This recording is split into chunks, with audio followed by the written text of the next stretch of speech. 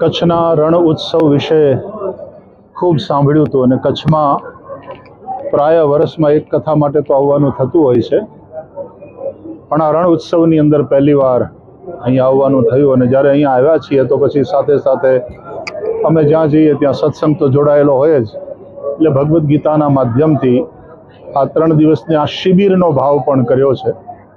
આનંદ લઈ રહ્યા છીએ, જોઈને ખૂબ રાજી થાઉં છું. અને જે રીતે આખા વિસ્તારને, મને ગઈકાલે જ કોઈ કહેતો હતો કે અમે પાણીમાંથી પૈસા ઊભા કરીએ છીએ, અમે પવનમાંથી પૈસા ઊભા કરીએ છીએ, અમે પૃથ્વીમાંથી પૈસા ઊભા કરીએ છીએ. એક આખી ઇકોસિસ્ટમ જે રીતે તૈયાર થઈ છે આદરણીય નરેન્દ્ર મોદીજીના આ નેતૃત્વમાં, એ જોઈને આનંદ પણ થાય છે, ગૌરવ પણ થાય છે, સંતોષ પણ થાય છે. રિવર્સ માઇગ્રેશન આ વિસ્તારમાં ચાલુ થયું છે, કેટલાની રોજીરોટી ચાલે છે અને કેવલ આખા ભારતમાંથી જ નહીં, મેં સાંભળ્યું છે કે દુનિયાના બીજા દેશોમાંથી પણ ટુરિસ્ટ અહીંયા આવે છે અને આનંદ લઈ રહ્યા છે. અમે પણ છેલ્લા 2 દિવસથી આનંદ લઈ રહ્યા છીએ. અને જ્યારે આજે સફેદ રણમાં ફરતા હતા સવારના યોગાભ્યાસ પછી, ત્યારે ઘણી જગ્યાએ કચરો ને બધું જોયું, એટલે સફાઈ અભિયાન પણ સાથે સાથે કર્યું. કચરો ના કરવો જોઈએ પણ થતો રહે છે, અને કચરો જ્યારે થતો રહે ત્યારે એનો ઉપાય પણ છે કે જેટલી બને એટલી આપણે સફાઈ રાખીએ. અને એનાથી આજે સ્કૂલના બાળકો પણ આવ્યા હતા, જામનગરની સ્કૂલના, એટલે એની સાથે પણ મેં થોડો વાર્તાલાપ કર્યો. અને અમે બધાએ ભેગા મળીને, બાળકોને અમે બધાએ ભેગા મળીને પ્રતિજ્ઞા પણ કરી કે કચરો જ્યાં ત્યાં નહીં ફેંકીએ અને દેખાશે તો ઉઠાવી લઈશું.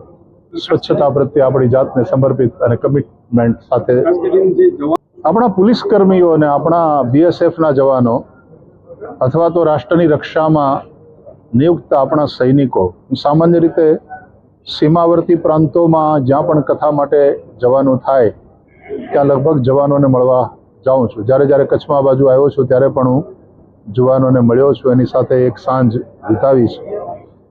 એટલે અહીંયા પણ એવો ભાવ હતો કે એક સાંજ વિશેષ રૂપે આ ડ્યુટીમાં જે સતત નિયુક્ત છે એમની સાથે પણ એન્જોય કરીએ. એટલે આજે એ બધા IPS ઓફિસર્સ અને BSFના જવાનોની સાથે પણ એને નોતર્યા છે, એટલે એમની સાથે આનંદ કરીશું. કારણ કે દેશના લો એન્ડ ઓર્ડરને સાચવી રાખવામાં અને દેશની સુરક્ષામાં જે ખરેખર દિલથી લાગ્યા છે, જેમ આપણા વડાપ્રધાન પણ દરેક દિવાળી અલગ અલગ મોરચે જવાનોની સાથે કરતા હોય છે, એમ અહીંયા આજનો દિવસ જવાનોની સાથે જરા આનંદ કરીએ.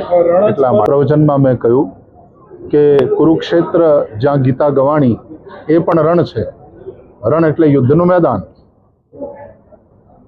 એમ આ તે રણ છે, પણ એ યુદ્ધનું મેદાન જ નહીં, એ બુદ્ધનું મેદાન પણ બની શકે છે. કારણ કે એ જ કુરુક્ષેત્રમાં ભગવાન શ્રી કૃષ્ણના મુખમાંથી જીવનનું સંગીત એવી ભગવદ્ ગીતા એ નિસૃત થઈ, જેમ અહીંયા લખ્યું છે, યા સ્વયં પદ્મનાભસ્ય મુખ પદ્માદ વિનિસૃતા.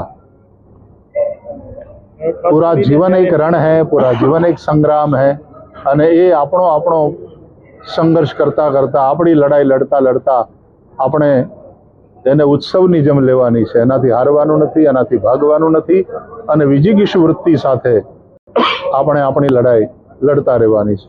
ये तो ये कहूँगा बाकी वाले हमारे जो सुन रहे हैं उनसे भी કે મારું આ તો કથા કરવા જેવું છે.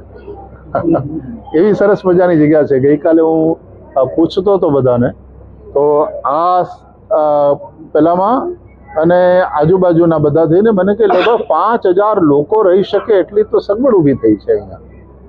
એટલે આ તો હું સમજતા કહું છું, પણ કથા કરી શકાય એવી સગવડ અહીંયા ઊભી થઈ છે.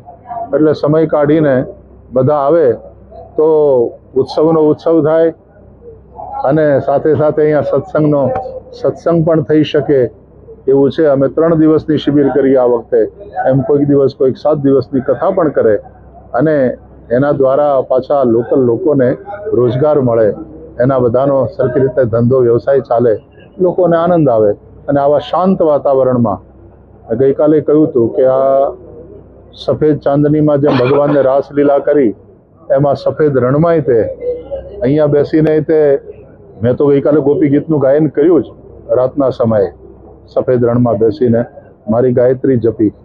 એટલે એક અદ્ભુત અનોખો અનુભવ છે, લેવા જેવો છે. અને તમે કહ્યું એમ ધર્મની સાથે જોડીને આવવું હોય તો ઘણા સાધુ મહાત્મા પણ અમારી જેમ અમે જેમ બધા ભેગા થઈને આવ્યા એ રીતે અહીંયા આવીને આનંદ કરી શકે એવી સરસ મજાની જગ્યા. છેલ્લા 45 વર્ષથી વધારેથી હું કચ્છમાં આવું છું રેગ્યુલરલી. એટલે એ વખતનું કચ્છ પણ જોયું છે અને ભૂકંપ પછીનું કચ્છ પણ જોયું છે. અને જે રીતે ભૂકંપ પછી કચ્છનો વિકાસ થયો છે, અહીંયાના એક જે નેચરલ રિસોર્સિસ છે એનો જે રીતે વિકાસ થઈ રહ્યો છે ને એ રીતે કચ્છનો વિકાસ થઈ રહ્યો છે. અત્યારે કચ્છી બહાર હોય તો તે એક પ્રાઉડ કચ્છી છે, પહેલાંય હતો.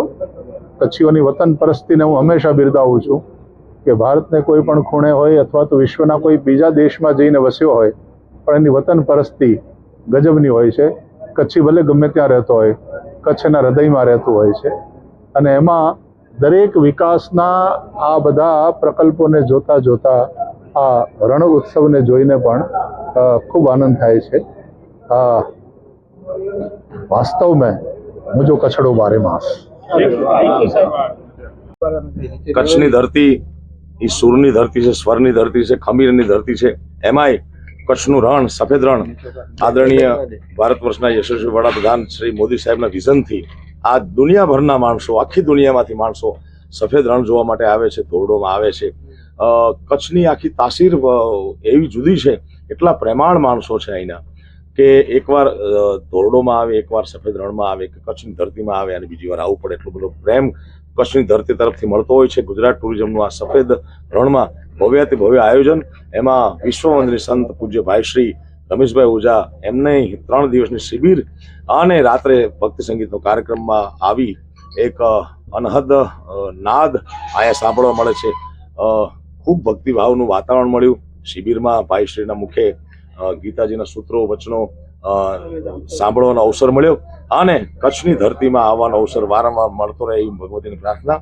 ખૂબ પ્રેમ મળે છે, કચ્છનો અપાર પ્રેમ મળે છે, અનંત પ્રેમ મળે છે. ધન્યવાદ.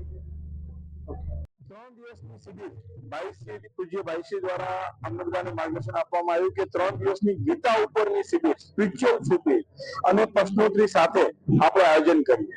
ઘણા વખતથી અમે ગુરુદેવને કહેતા હતા કે વ્હાઇટ ડેઝર્ટ અમારા જ્યારે અહીંયા કથામાં આવે અમે કહેતા કે વ્હાઇટ ડેઝર્ટ જોવા જેવું છે, સફેદ રણ જોવા જેવું છે. એટલે ગુરુદેવ એવું કીધું કે હું જોઉં ને મારા હરિભક્તો ના આવે એવું ના કરીએ.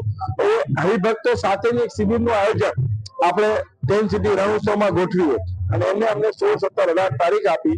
એટલે 16 તારીખ ગઈકાલથી અમે આ કાર્યક્રમો ચાલુ કર્યા. ગઈકાલે બી અમે સનસેટ તથા ભાઈશ્રીએ પોતે જ સંધ્યાનો સમય ત્યાં પૂજા સાથે વ્હાઇટ ડેઝર્ટમાં વિતાવ્યો હતો. એના પછી કલ્ચર કાર્યક્રમમાં ગયા હતા.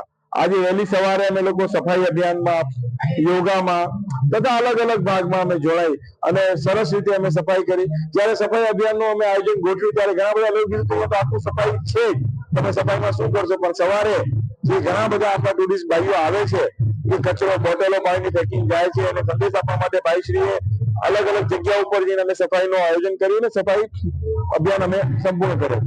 એની સાથે આના પછી સ્પિરિચ્યુઅલ કાર્યક્રમ. અત્યારે એક દેશભક્તિનો અલગ જ માહોલ સાથે BSF, આર્મી, એરફોર્સ, પોલીસ બધા જવાનો જોવાના છે અને એની સાથેનો દેશભક્તિનો વિજ્ઞાનભાઈનો એક સરસ ડાયરો આપણે જોઈ રહ્યા છીએ.